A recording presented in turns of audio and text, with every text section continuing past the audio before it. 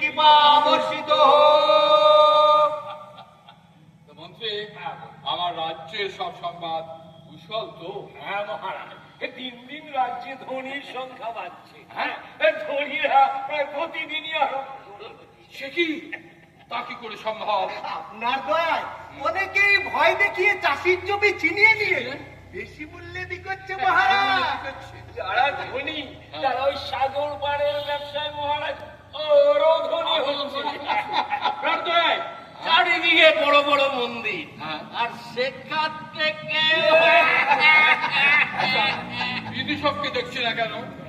বিদূষক কোথায়? বিদূষক, বিদূষক! বিদূষক! ওই তো মহারাজ, ওই তো বিদূষক এদিকেই আসছে। কবাডি কবাডি কবাডি কবাডি কবাডি কবাডি কবাডি কবাডি কবাডি কবাডি কবাডি কবাডি কবাডি কবাডি। প্রণাম মহারাজ। একই ব্যাপার বিদূষক, তুমি রাজসভায় এত দেরি করে কেন আসছো? আরে খেলতে খেলতেই বা আসছো কেন? খেলতে খেলতে মহারাজের রাজত্বে এখন শুধুই খেলা। খেলা?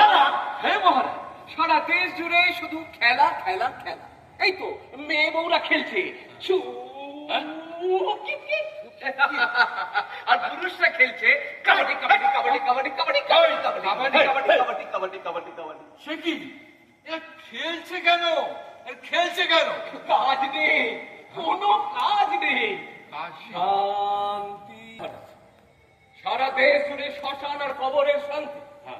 শুধু ওই পুরোহিত আর তার দলবলের কাজ আছে। কি কাজ? মানুষকে নাম গান শোনানো কাজ। ও হরি হরায় নম, কৃষ্ণ যাদবায় নম।